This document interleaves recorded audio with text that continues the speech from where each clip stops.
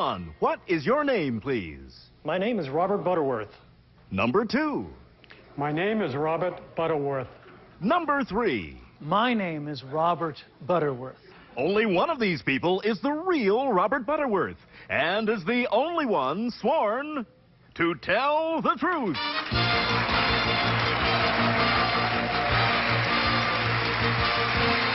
Now, let's meet our panel.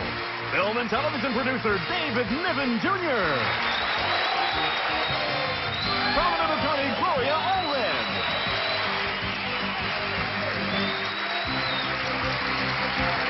Four-time Super Bowl champion and MVP Lynn Swan. And TV interviewer and host Sarah Purcell. Here's the host of To Tell the Truth, Gordon Elliott. How are you? Good morning, panel. Now, what? The dinner search. Are we playing a little baccarat? Are we at the casino? Yes, I'm going to play against the house, and I intend on winning, yes. Always a big gamble sitting next to Lynn Swan. It is indeed. You never know where he's keeping his chips. The matter is that we really came here directly from a night out. Really? Yes. You haven't slept? Does Lynn look like he slept? Lynn always looks rumpled. I beg your pardon. But the I got girl- more sleep than David. The girls look freshly ironed, though. Like there's not a crease inside. And that's a compliment to them, not their doctors. Okay, let's... Oh. No. I mean, they don't have doctors. You understand, don't you, girls? Or do I close the show now? Okay, let's get... Women. Sorry, you're right. Thank you. Sorry, and Gloria is just the woman to pick me up on that. Let's get right to the story presented by our first team of challengers, all three of whom claim to be Robert Butterworth. I, Robert Butterworth, posed as a beggar in the streets of Los Angeles for 7 days. As a psychologist, my purpose was to study people's reactions to panhandlers and to record their responses to my simple question, got a nickel? Some replies were, not today, or I'm sorry, and the not surprising, get a job. One observant lady told me in no uncertain terms, sell your ring. I'd forgotten to remove it when I planned my disguise. What I ultimately discovered surprised me. Most people are not that unkind to beggars, but very few give money. I used to get angry at panhandlers, but I discovered firsthand that the begging life is hard and beggars deserve our compassion rather than our scorn. Signed, Robert Butterworth.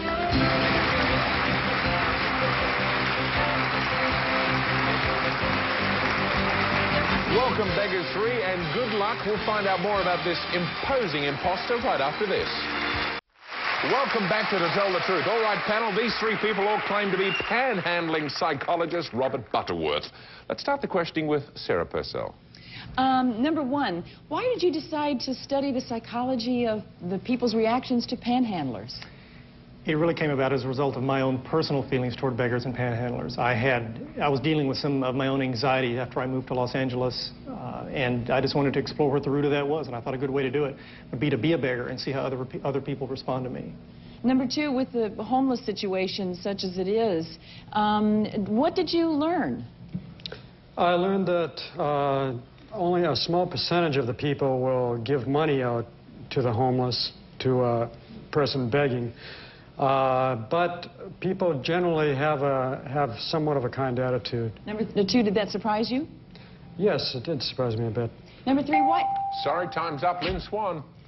Number 3, did you just discover that beggars weren't necessarily homeless? I discovered more than anything that I wasn't able to make minimum wage. So per hour or per day? Both. Number 1, what kind of psychologist are you? Are you a Freudian psychologist? I'm a systems primarily, which means I'm kind of eclectic, but I primarily look at family systems when I'm dealing with people, family history, things like that. Number 2, as you were panhandling, did you decide to live only off the money that you were given? No, I returned home in the evenings, and I did this part-time during the days. Well, that's a comfortable existence. Gloria. Yes, number 1, how would you solve the problem of begging in the streets?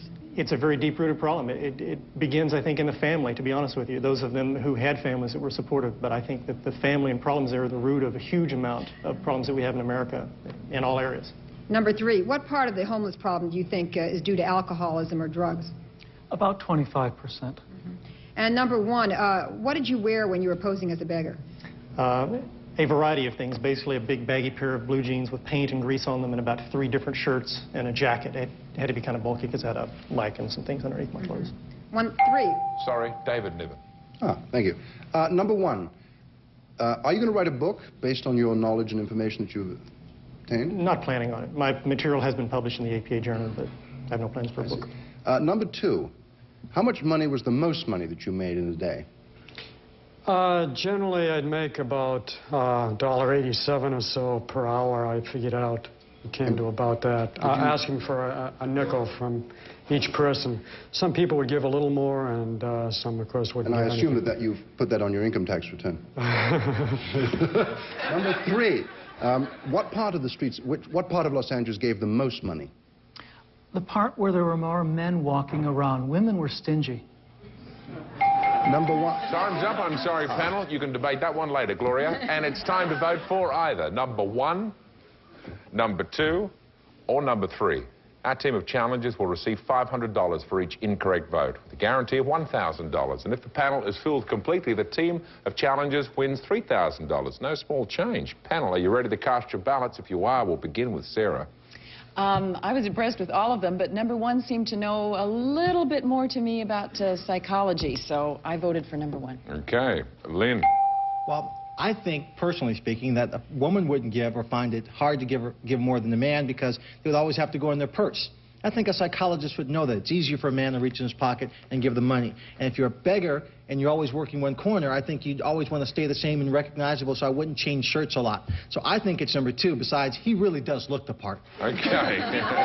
Gloria, your thought. I don't know. I just have a feeling that it's number one.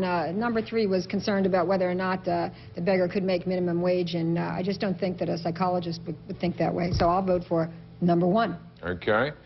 And finally, David. Well, I was going to vote for number two because he looked the part.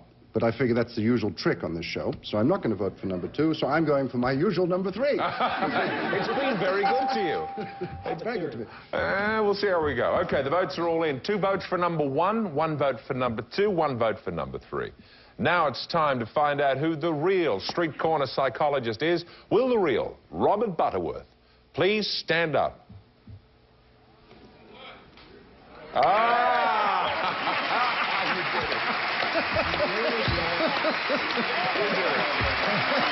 know, David, you are like a kid in a multiple choice question. You'll just take C because you're going to have to come up with something.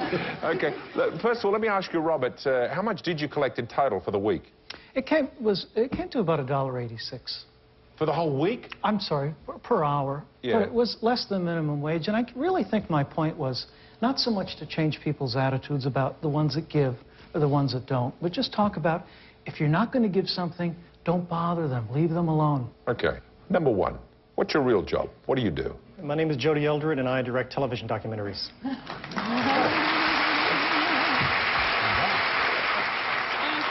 Number two, don't tell me you're a beggar. My name is Phil Truesdell, and I am a health spa instructor.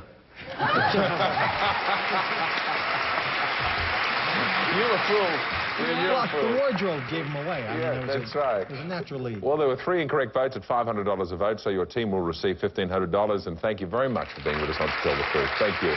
We'll be back with a skydiver's worst nightmare right after this.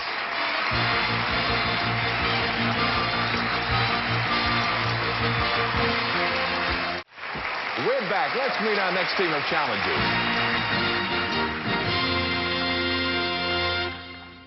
Number one, what is your name, please? My name is Mark Mongelo. Number two. My name is Mark Mongelo. Number three. My name is Mark Mongelo. Okay, panel, it's up to you to find and locate the real Mark Mongelo. And here is his story. Please read along with me. I, Mark Mongelo, am the only person in the world to have fallen 3,600 feet to Earth and survive. I'm an experienced skydiver, but this time I jumped from the plane, counted to 10, pulled the ripcord, and my worst nightmare came true. My parachute tangled around my legs and wouldn't open. Instead of floating to Earth at 5 miles per hour, I watched in horror as the ground rushed up at me at 120 miles per hour. I didn't know whether to swear or pray, so I did both. Miraculously, my prayers were answered and I landed in an orange grove and was still alive. Signed, Mark Mongelo.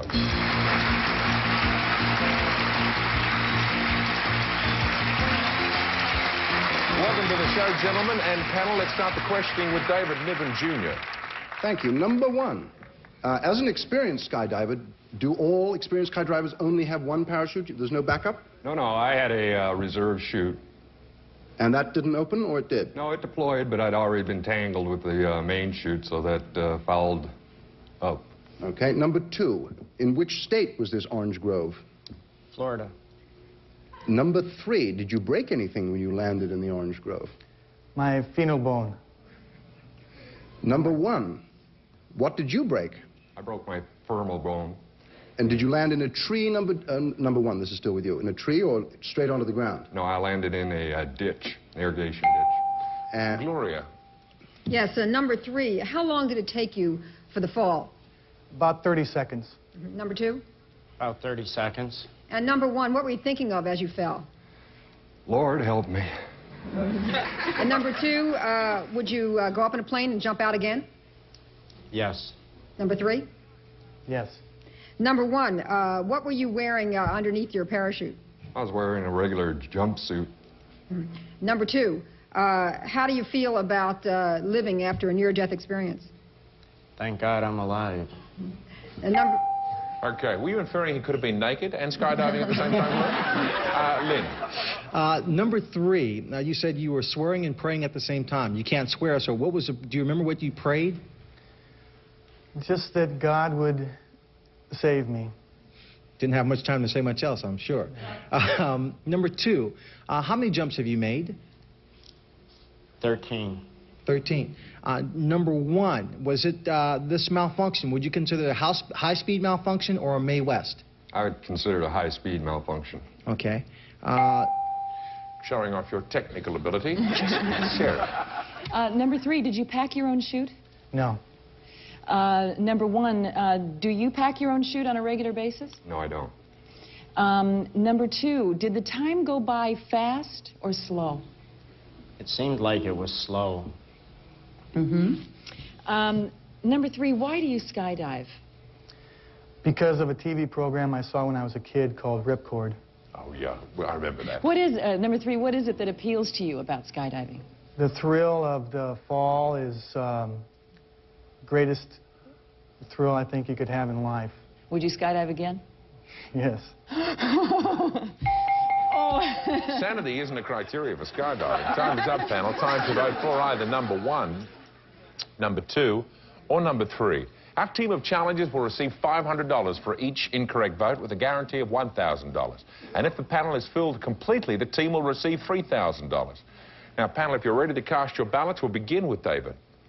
Well, I'm going to fool you.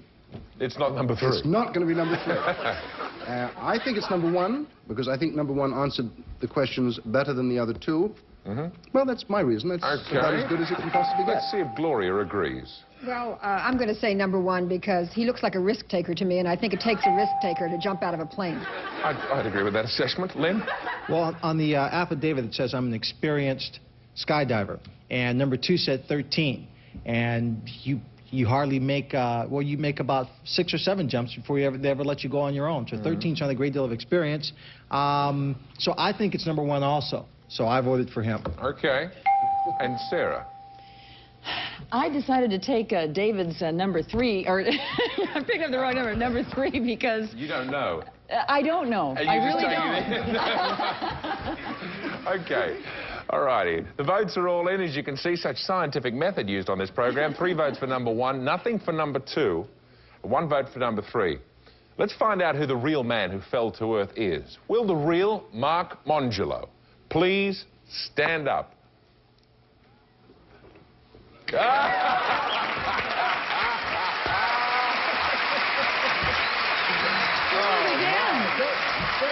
Jumps and he calls himself experienced. After 1 jump, you can call yourself experienced. Mark, I've got to ask you, have you jumped, I'm not sure, since that accident? Yes, my 13th jump 3 weeks ago. You took the 13th jump after you've already fallen to earth? 13 years later, the 13th jump.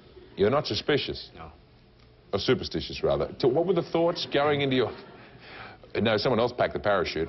Before you jumped out of that plane, what was your last thought? I remembered the accident, and the hardest part was getting out of the plane. Once I was out of the plane, standing under the wing, it was nothing. All right. Congratulations. Thanks for joining us. Number 1, 3 votes. What's your real name? What do you do?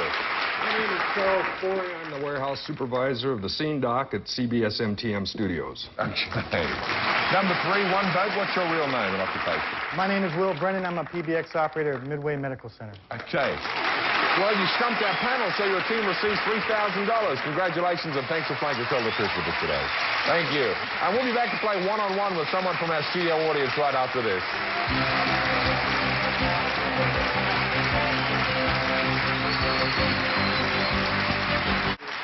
Welcome back to Tell the Truth. Now it's time to play one-on-one with someone from our studio audience. Burton, who do you have for us today? Well, that someone today, Gordon, is Jean Lennon from Lakewood, California. Hello, Jean. Hi.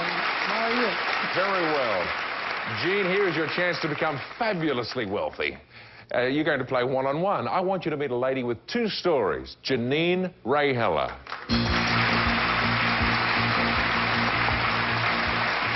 Now, Janine is going to tell you 2 stories, only one of which is the truth. The other, she's lying her head off, okay? If you can spot the true story, you'll win $500. Janine, what is your first story? I run a dating service called Vegemate. I'm a matchmaker for vegetarians. Now, that may or may not be the truth. Now, don't laugh too much, Jean. You haven't heard the second story. Janine's got to tell it to you now. I'm a musician. My instrument is an ordinary carpenter's saw. Now, panel, to help Jean win that $500, which will change her life forever, you'll ask 1 question about each story. Let's start with story number 1, the Vegemate story. Sarah. I'm curious, are vegetarians particularly not good or attracted to carnivores? I think because there's a very specific lifestyle that comes along with being a vegetarian, it's hard to date people who are meat eaters. Lynn. How successful have you been at meeting the veggies? Extremely successful because we take other things into account. They already have that in common, and we look at other things also. Gloria. Oh, I just want the raw truth here. What's the main reason that most of your clients decide to be vegetarians? Oh, it varies. We have lacto-ovo vegetarians who eat eggs and butter, that kind of thing. We have vegans who don't eat any animal products or wear any animal products. So for those people, it's more of a philosophical life kind of decision. So all kinds of reasons. David. Is it true that vegetarians are better lovers than meat eaters? Absolutely. Because it comes from squeezing fruit delicately all day. Okay, now you've heard Janine's first story. Now story number 2, that of playing the saw. Sarah. How long did it take you to learn to play the saw? It came very quickly. I did it by ear. I'm trying to work that one out. Hey, Lynn. Obviously a student of Van Gogh. Had an ear for music? Come on. Yeah, she lost an ear for music. How often have you been cut playing the carpenter saw? Only once. Playing the William Tell Overture. And Gloria. Yes, when you play your carpenter's saw, what other instrument does it sound like? It sounds sort of similar to an operatic woman's voice. It's very ethereal and pure sounding. David. Is there sheet music that one can buy in order to learn to play? Just general music that anyone would use. Okay, now, Janine, you've heard these incredible cross-examinations. Does, in your opinion, Janine match vegetarians with other vegetarians, or does she play the saw? I don't hardly think she'd be the type that would play a saw. I've seen them before. I'm going to go for the vegetarian. All right, if you're right, you win that astounding amount, $500. Janine, what's your true story? To tell the truth, I play the saw. Oh, I'm sorry, Jean, you were wrong. We do have a very nice gift for you, though, and thanks for playing one-on-one with us today. Thank you very much. And Janine, for stumping our contestant, you'll receive $1,000. And can I ask you, will you come back and play the saw for us after this break? I'd love to. Okay. Any Barry Manilow or Rolling Stones? If you'd like. Okay, we'll be back with Janine playing the saw right after this. And now, Janine Ray Heller and the musical saw panel. Any requests? Well, what about When You Wish Upon a Star? Okay, can you do that one for us, Janine? Sure. Ladies and gentlemen.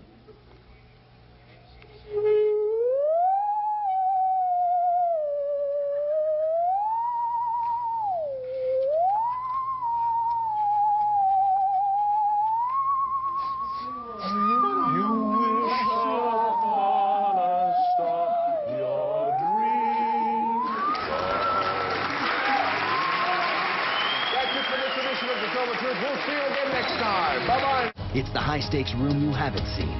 Until now, the price of admission, $100,000 of your own money. This game is the real deal.